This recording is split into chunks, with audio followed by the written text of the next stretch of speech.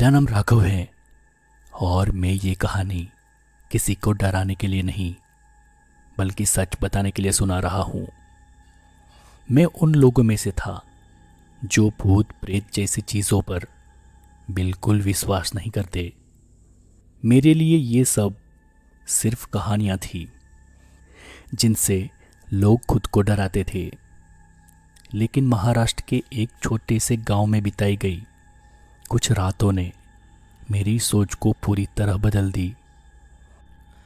आज भी जब मैं उस समय को याद करता हूँ तो मेरे हाथ पैर ठंडे पड़ जाते हैं और दिल की धड़कन तेज हो जाती है। करीब 2 साल पहले मैं अपनी पत्नी मीरा के साथ भैरवपुर नाम के गांव में रहने आया था। शहर की जिंदगी से हम दोनों परेशान हो चुके थे। रोज का काम, ट्रैफिक, शोर और तनाव, इन सब से दूर जाकर कुछ समय शांति में बिताना चाहते थे। एक जानकार के जरिए हमें उस गांव में एक छोटा सा घर मिल गया। गांव बहुत दूर था, आसपास ज़्यादा लोग नहीं थे और हमारा घर तो गांव के बिल्कुल आखिरी छोर पर था। पहले दिन जब हम वहां पहुंचे तो सब कुछ बहुत अच्छा लगा। हवा साफ थी, आसपास हरियाली थी और एक अजीब सा सुकून था। लेकिन उस सुकून में एक अजीब सी खामोशी भी थी जो धीरे धीरे महसूस होने लगी थी। गांव के लोग सीधे थे लेकिन उनकी आंखों में कुछ अलग ही भाव था। वो हमसे बात करते थे लेकिन जैसे कुछ छुपा रहे हो। मैंने कई बार महसूस किया कि वो हमारे घर के पीछे की तरफ देखकर चुप हो जाते थे। हमारे घर के पीछे थोड़ी दूर पर एक पुराना सूखा पेड़ था। उसकी शाखाएं टेढ़ी मेढ़ी थी और देखने में थोड़ा सा डरावना लगता था। पहली बार देखने पर मैंने ज़्यादा ध्यान नहीं दिया, लेकिन जब भी मैं बाहर जाता मेरी नज़र अपने आप उस पेड़ पर चली जाती। एक दिन मैंने गांव के एक बुजुर्ग से उसके बारे में पूछा। उसने कुछ पल मेरी तरफ देखा और धीरे से कहा, रात के बाद उस तरफ मत जाना। उसकी आवाज में मजाक नहीं था बल्कि एक चेतावनी थी। लेकिन मैंने उसे सीरियसली नहीं लिया। मीरा को वो जगह बहुत पसंद थी। वो अक्सर शाम को घर के पीछे तक चली जाती और वहां खड़े होकर दूर खेतों को देखती रहती। एक दिन वो वापस आई और उसके हाथ में एक पुरानी सी चूड़ी थी। उसने मुस्कुराकर कहा, देखो देखो मुझे पेड़ के पास मिली, कितनी सुंदर है ना। मैंने उसे तुरंत कहा कि ऐसी चीजें उठाना ठीक नहीं होता, लेकिन उसने मेरी बात हल्के में ले ली और बोली, अरे अरे कोई पुरानी चीज है, क्या फर्क पड़ता है। उस समय मैंने ज्यादा ध्यान नहीं दिया, लेकिन बाद में समझ आया कि वही हमारी सबसे बड़ी गलती थी। शुरुआत के कुछ दिन बिल्कुल सामान्य बीते। हम दोनों अपनी अपनी दिनचर्या में लग गए। लेकिन करीब 1 हफ्ते बाद मुझे मीरा के व्यवहार में छोटे छोटे बदलाव नजर आने लगे। पहले वो बहुत हंसमुख थी, हर बात पर मुस्कुराती थी, लेकिन अब वो अक्सर चुप रहने लगी थी। कभी कभी वो बिना वजह खिड़की के बाहर देखने लगती, जैसे किसी का इंतजार कर रही हो। एक रात मेरी अचानक नींद खुल गई। कमरे में अजीब सी ठंडी हवा थी जबकि खिड़कियां बंद थी। मैंने बगल में देखा तो मीरा बिस्तर पर नहीं थी। मेरा दिल जोर से धड़कने लगा। मैं जल्दी से उठा और बाहर आया। वो दरवाजे के पास खड़ी थी और बाहर अंधेरे में देख रही थी। मैंने धीरे से उसका नाम लिया, मीरा। वो कुछ सेकंड तक चुप रही, फिर धीरे धीरे मेरी तरफ मुड़ी। उसकी आंखें अजीब लग रही थी, जैसे उनमें कोई भाव ही नहीं था। मैंने पूछा, क्या क्या हुआ मीरा? उसने बहुत धीमी आवाज में कहा, वो मुझे बुला रही थी, वो मुझे बुला रही थी। मैंने घबरा कर पूछा, कौन कौन मीरा? उसने बाहर अंधेरी की तरफ इशारा किया। मैंने बाहर देखा, लेकिन वहां कुछ भी नहीं था। मैंने सोचा शायद वो नींद में चल रही है, इसलिए उसे वापस अंदर ले गया। अगले दिन उसने उस बात का कोई जिक्र नहीं किया, जैसे कुछ हुआ ही नहीं हो। लेकिन उसके बाद ऐसी घटनाएं बार बार होने लगी।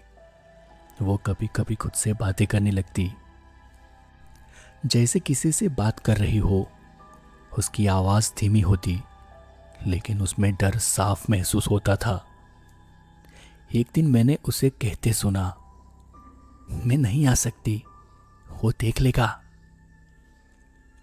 मैंने तुरंत उससे पूछा, लेकिन उसने कहा कि वो बस यूं ही बोल रही थी। अब मेरे अंदर भी डर पैदा होने लगा था। मुझे समझ नहीं आ रहा था कि ये सब क्या हो रहा है। एक दिन पड़ोस की एक औरत हमारे घर आई। उसने मीरा को ध्यान से देखा और फिर मुझे बाहर बुलाकर कहा, इसे रात के बाद बाहर मत जाने देना और पीछे वाले पेड़ से दूर रखना इसे। मैंने उससे वजह पूछी, लेकिन उसने कुछ नहीं कहा और जल्दी से चली गई। उस रात मैंने फैसला किया कि मैं सोऊंगा नहीं। मैं चुपचाप बिस्तर पर लेटा रहा और मीरा को देखता रहा। करीब आधी रात को वही ठंडी हवा फिर से चली। दरवाजा धीरे धीरे खुला और मीरा उठकर बाहर जाने लगी। इस बार मैं तुरंत उसके पीछे गया। वो सीधे उस पेड़ की तरफ जा रही थी। चारों तरफ सन्नाटा था और सिर्फ उसके कदमों की आवाज आ रही थी। वो पेड़ के नीचे जाकर रुक गई और कुछ सेकंड तक चुप खड़ी रही। फिर उसने धीरे से कहा, मैं आ गई। मैं आ गई। ये सुनकर मेरे रोंगटे खड़े हो गए। मैंने हिम्मत करके उसे पुकारा, मीरा, मीरा। वो धीरे धीरे मेरी तरफ मुड़ी। उसकी आंखें पूरी तरह काली थी और चेहरे पर एक अजीब सी मुस्कान थी। उसने कहा, तुम्हें नहीं आना चाहिए था। वो आवाज मीरा की नहीं थी। मैं डर के मारे कुछ पल के लिए वहीं खड़ा रह गया, लेकिन फिर मैंने हिम्मत जुटाई और उसे पकड़कर घर ले आया। उस रात मैं बिल्कुल नहीं सो पाया। मुझे समझ आ गया था कि कुछ गलत हो रहा है। अगले दिन सुबह होते ही मैं गांव के एक बुजुर्ग के पास गया। मेरे दिमाग में रात का वो दृश्य बार बार घूम रहा था। मैं समझ ही नहीं पा रहा था कि ये सब क्या हो रहा है, लेकिन अब मुझे ये यकीन हो गया था कि ये कोई साधारण बात नहीं है। मैंने उस बुजुर्ग को पूरी घटना बताई। मीरा का अचानक बदलता व्यवहार, रात को बाहर जाना और पेड़ के पास नीचे खड़े होकर किसी से बात करना। वो ध्यान से मेरी बात सुनते रहे, लेकिन उसके चेहरे पर डर साफ नजर आ रहा था। कुछ देर चुप रहने के बाद उसने मुझसे पूछा, क्या वो पेड़ के पास गई थी? मैंने हाँ में सिर हिलाया। फिर उसने दूसरा सवाल किया, क्या उसने वहां से कुछ उठाया था? ये सुनते ही मुझे वो चूड़ी याद आ गई। मैंने तुरंत उसे बताया कि मीरा को वहां से एक पुरानी चूड़ी मिली थी। ये सुनकर उसका चेहरा और गंभीर हो गया। उसने धीरे से कहा,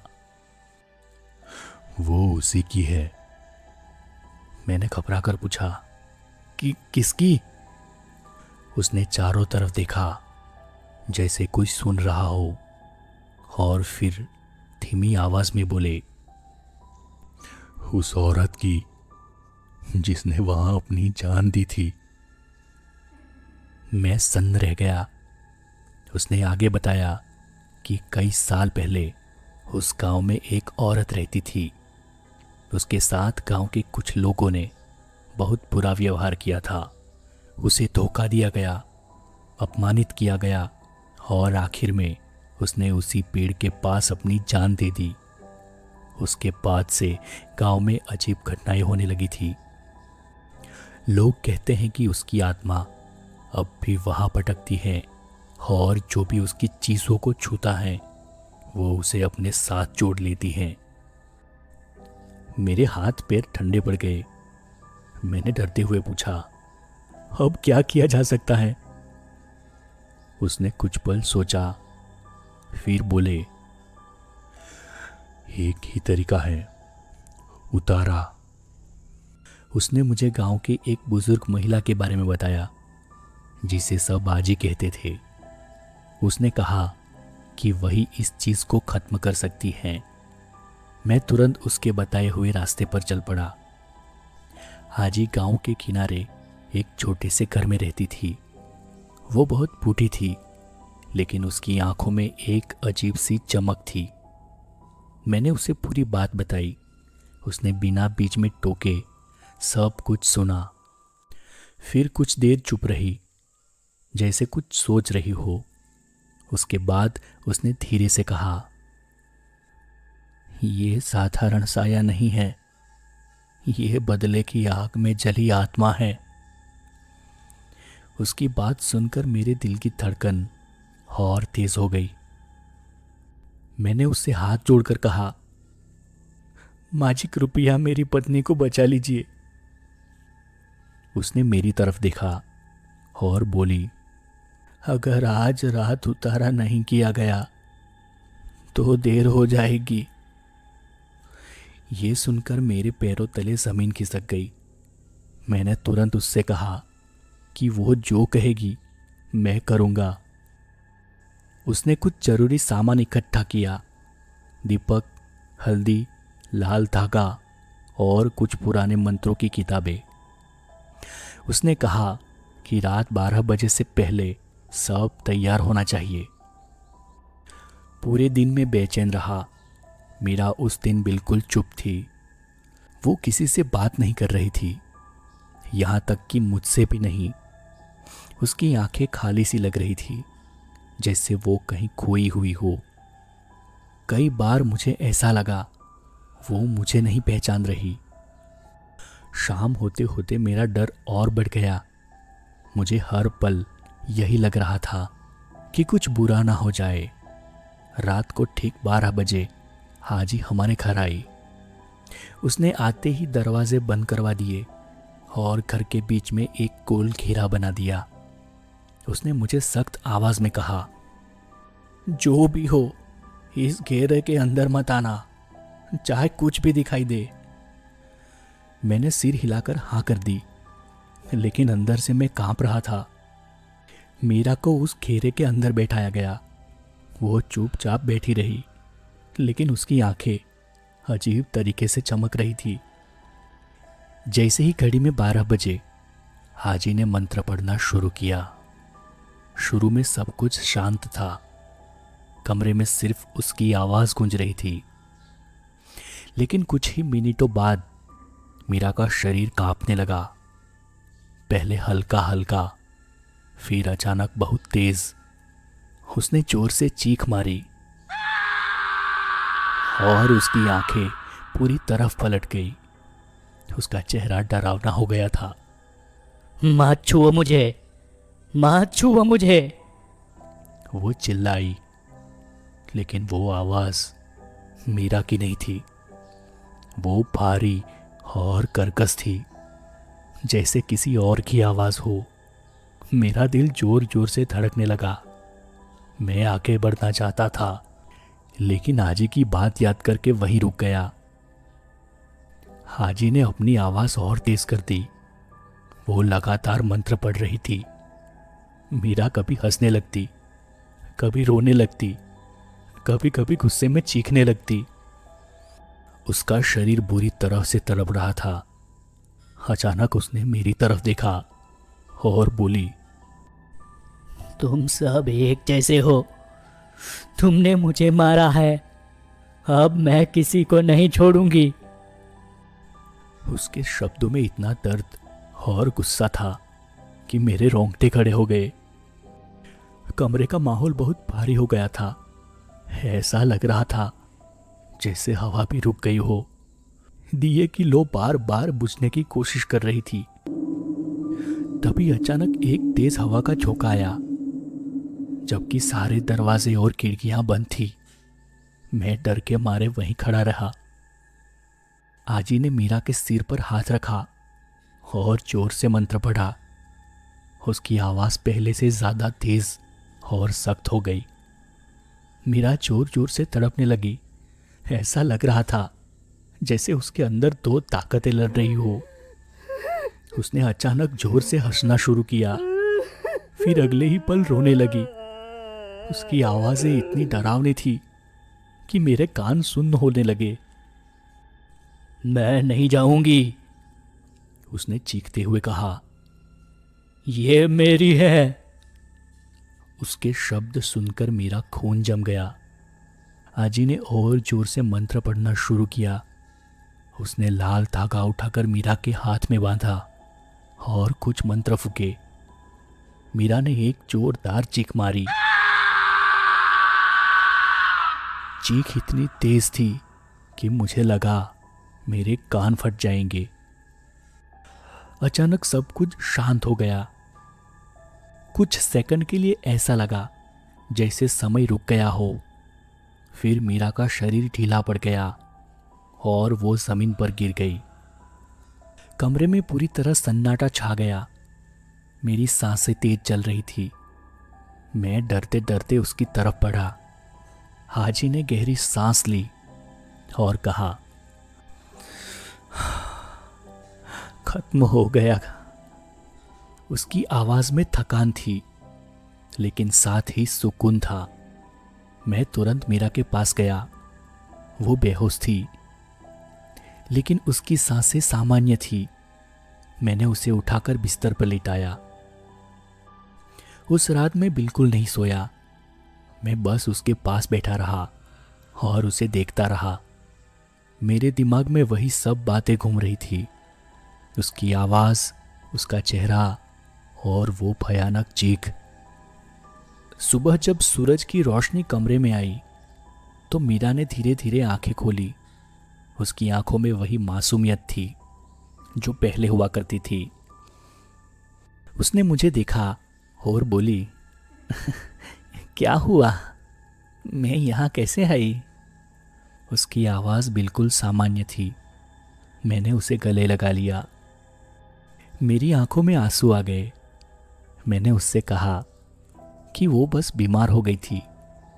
मैंने उसे सच नहीं बताया, क्योंकि मैं नहीं चाहता कि वो उस डर को फिर से महसूस करे। उस दिन मैं वो चूड़ी लेकर वापस उसी पेड़ के पास गया। मेरा दिल जोर जोर से धड़क रहा था। मैंने चूड़ी को धीरे से जमीन पर रखा और बिना पीछे देखे वापस मुड़ गया। लेकिन जैसे ही मैं कुछ कदम आगे बढ़ा, मुझे लगा जैसे कोई मुझे देख रहा है। मैंने हिम्मत नहीं की कि पीछे मुड़कर देखूं। कुछ हफ्तों बाद हम उस गांव को छोड़कर शहर वापस आ गए। जिंदगी फिर से सामान्य हो गई। मीरा पूरी तरह ठीक थी, जैसे कुछ हुआ ही न हो। लेकिन मेरे अंदर सब कुछ बदल गया था।